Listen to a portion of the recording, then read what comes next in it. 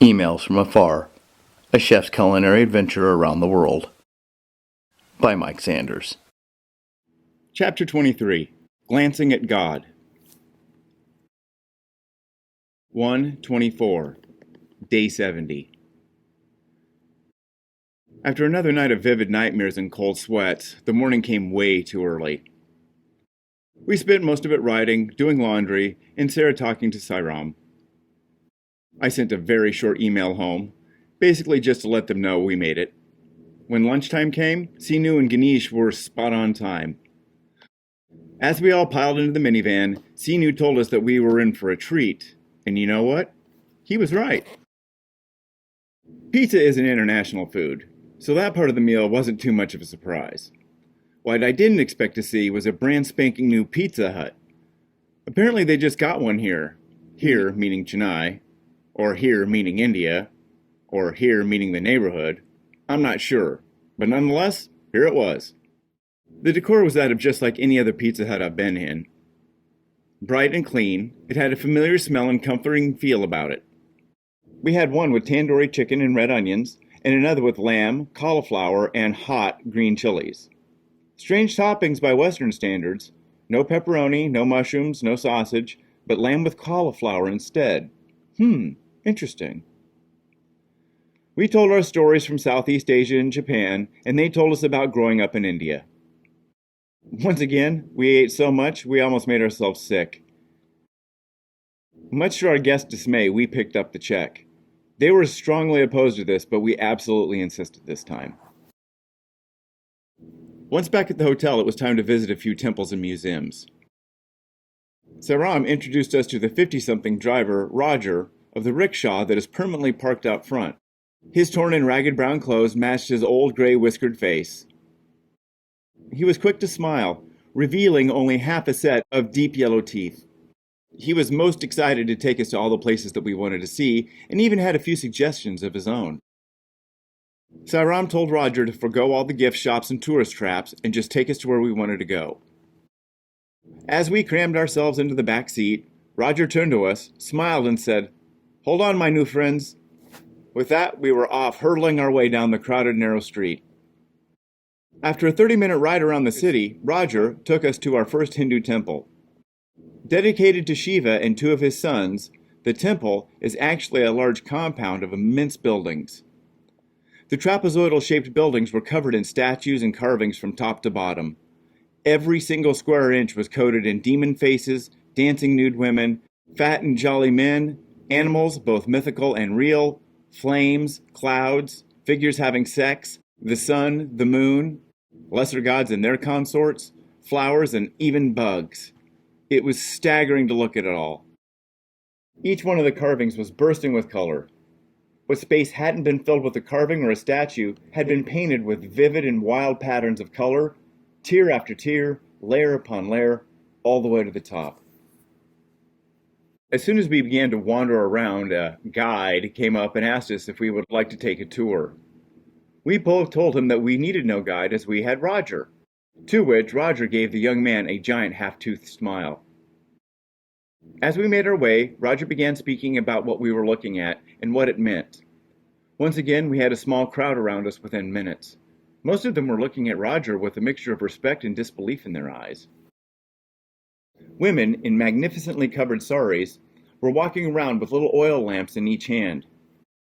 They gave off a thick and pungent oily smoke which stung the nose when inhaled. Immediately, I knew why the lamps were so smoky and had that smell. I should have recognized it earlier. As a chef, I was made aware of ghee long ago. Looking confused, Sarah asked to be clued in on what was going on. I told her that ghee was clarified butter fat and used to cook with, like oil. Traditionally, the butter fat is allowed to go a bit rancid before it's used, as it adds flavor to the dish. The rancid smell in that smoke, the smell that was burning our nose, was just that, rancid fat smoke. A little old lady came out of nowhere and placed a garland of jasmine flowers around both of our necks.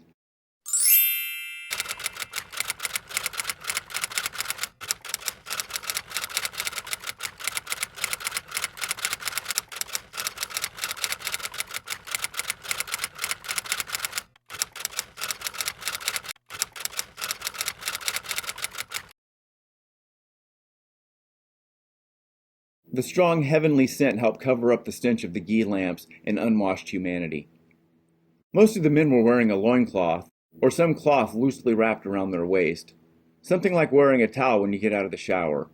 Their sweat and oil-covered bodies glistened in the sun.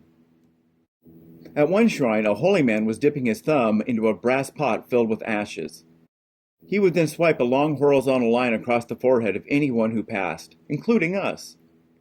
A strong horizontal line across the forehead indicates followers of Shiva and... Okay, before we go any further, it's time for a quick, painless education. The red dot on the forehead is just like the holy water cross or ash cross you get from the priest at the church. It's a blessing and a reminder of your faith, be it Christian, Hindu, or otherwise. Hinduism has roughly 3 million gods, incarnations, lesser gods, deities, spirits, and demons. In this overwhelming pantheon of gods, only 3 of them reign supreme: Brahma, Vishnu, and Shiva. Brahma is the creator of the universe. Vishnu is the preserver or maintainer of said universe. And Shiva is the god who tries to destroy the universe. Easy enough? Okay, Brahma doesn't do anything but create the universe every couple billion years by rolling over in his sleep. So, consequently, as you can imagine, he doesn't have much of a following. The other 2, Shiva and Vishnu, are in constant tension over the universe and its inhabitants. To show their devotion, the followers of Shiva paint 1, 2, or 3 bold stripes across the forehead from temple to temple. As for Vishnu's followers, they paint a vivid U, V, or a single stripe vertically in the middle of the forehead. The red dot, called a bindi, that Westerners commonly associate with Hinduism, is an amalgamation of both vertical and horizontal marks, symbolizing both Shiva and Vishnu. Once more, the dot is circular, incorporating Brahma and the cycle of the universe and life itself. The circle symbolizes birth, death, and rebirth of the universe, as well as the opening of the mystical third eye. Got it? Okay, back to the story. The second large temple was something else entirely. Like last time, it wasn't a single temple, but another temple complex. All of them were dedicated to Vishnu. What makes this one so amazing is that it's been in constant use for over 4,500 years. This temple was already old when the first Great Pyramid was being constructed. It's been in continuous use ever since. To me, that's downright mind-boggling. Being non-Hindu, Roger let us know that we wouldn't be allowed to go in, but we could wander around the courtyard. We thought that would be just fine. We didn't want us to be the pig in the temple, so to speak. I'm not here to piss anyone or any god off. The people at this temple were of a much lower caste. They were the broken and forgotten masses. Most of them bone-thin and gaunt. What little threadbare rags they had on hung from their scrawny frames. Gently we wander our way around the front of a fairly large enclosure, lined with columns spaced 5 to 6 feet apart. Each column had a different Hindu deity carved into it: Shiva, Krishna, Kali the Destroyer, the monkey god, Ganesh the elephant-headed god. All of the major deities were represented. Each one was adorned with flowers, ghee lamps, and incense. Some of them had been covered in a strange orange liquid that was slowly dripping off of them, giving them the effect that the statues were melting or even possibly bleeding. I would ask Roger who the god was and why they were doing what they were doing, like why was the monkey god fighting the snake kind of thing. And incidentally, they're fighting because that's what they do. The monkey god and the snake fight each other. As we went around the courtyard, we started to attract a small crowd of onlookers. We started to talk to some of them, and one, a young man around 25, was quite eager to talk to us. While we continued wandering around the columns talking to our new friend, I noticed that Roger kept slipping off over to the main gate. He would talk to the guard for a minute or two, and then bow his head and then come back. When we came to the Ganesh column, we found a rotund woman getting up off the ground. Her hands were covered in bright red liquid, which she had been smearing all over the carving. Once standing, she turned with a broad smile and extended a deep crimson finger. She gave us all a blood-red vertical line from the hairline to the bridge of the nose. She took her time, making sure to get a good deep red line. Just then, Roger popped up out of the crowd and quietly said that we could go into the temple if we wanted. What? I was stunned. I asked him how this could be, as non-Hindus were forbidden to enter. I re-explained that we were not here to break any rules, and we respectfully declined his offer. Roger insisted that it was okay, but if we were to do it, now was the time. Even our new friend was encouraging us. He had even stepped over to the guard and had a few words of his own. At this point, even the old lady was pushing us towards the giant wooden doors, her red hand staining a perfect hand on the backs of our shirts. As we approached the towering green gate, I got a better look at the guard. He was a bony little man wearing nothing but a waist-long snowy white beard and holding a thin stick. Strangely, he began to turn around ever so slowly as we approached. He looked as bent and frail as his walking stick. Some guard. Clearly, guards don't always have to wield physical power to perform their duties. As we crossed the threshold of the gate, he had turned to the point that he was now facing the wall that had been behind him. Our young friend whispered to us, "If he doesn't see the problem, there isn't a problem." The guard must have agreed in spirit to let us in, but being the guard of such a sacred place, he could not perform his duties. So, as a compromise, he turned his back to the scene. Sort of like the saying in football, it's only a foul if the ref sees it. We made our way through the interior courtyard fairly quickly.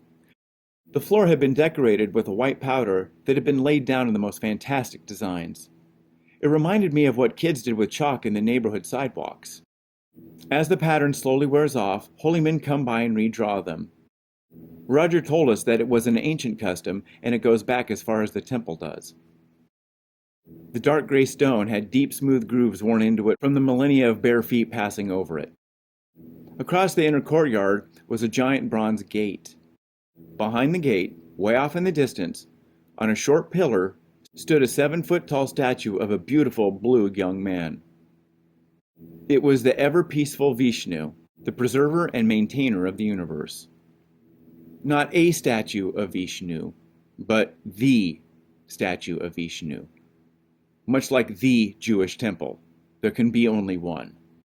The rest are replicas designed to honor the original, for it is the original where God resides. This statue is that original and is considered a permanent incarnation of the god, an actual piece of Vishnu forever on the earth. Roger jammed a well-worn 10 rupee bill into our hands, and then the young man told us to go up to the gate and put our hands through the gilded bars. Soon the attendant on the other side of the gilded gate came by.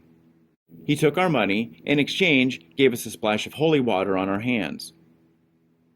Roger then explained that we were to touch our forehead, then our chin, then back to our forehead, and then finally drink it. Fearing the water, I chose to just touch my lips to it, and even that made me feel a little weird for a while. The attendant then took out a large silver cup, which looked a lot like an ornate dunce cap. He went down the line, placing it on each one of our heads, and as he did, he would say a little prayer. Finally, he gave us a handful of flower petals and greens from a small golden bowl. As we walked away, Roger and our friend told us to eat a leaf or two of the holy offering and to put the rest in Sarah's bag for good luck. Reluctantly, I nibbled on the best leaf I could find, and to my great surprise, it was basil. Holy basil. Interesting. In any case, it spiritually invigorated me, knowing that we got to participate in some of the rites and rituals that have been continuously performed at this temple since before the building of the Great Pyramids. As we were leaving, our friend asked us if we'd been to the beach yet. We told him that we hadn't, and seeing as how it was almost dark, we would have to leave that for another day. He said that there was no better time to visit. The sun wasn't beating down, the people have started to walk up and down the beach, the food vendors were just coming out, and the small amusement park was opening soon. Now was the time to visit, not during the day. Well, okay, I'm kinda hungry, so let's go. Chennai Beach is said to be one of the longest continuous beaches in the world, stretching an incredible 35 miles along the South Indian coast. Now, if this is true, I don't know, but I would like to think that it is. In any case, it's a very long, 40-foot wide beach.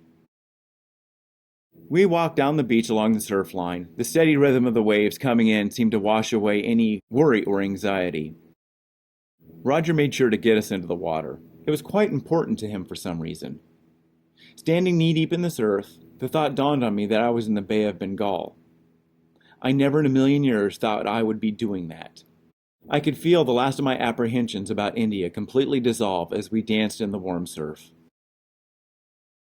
The last shocker of the day came on the way back from the beach. Our friend stopped us at a cane juice stand. 5-foot lengths of sugar cane were being run through an ancient hand-cranked iron press. As the drums turned, the juice poured out of the spout on the side, through a small strainer, and then into our glass. You can get your cane juice with a bit of ginger or lime rinds added to it.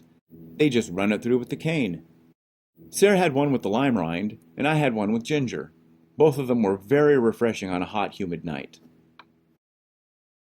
As it turns out, our friend was a police officer. He had just made lieutenant, which is quite a feat for a 27-year-old Indian.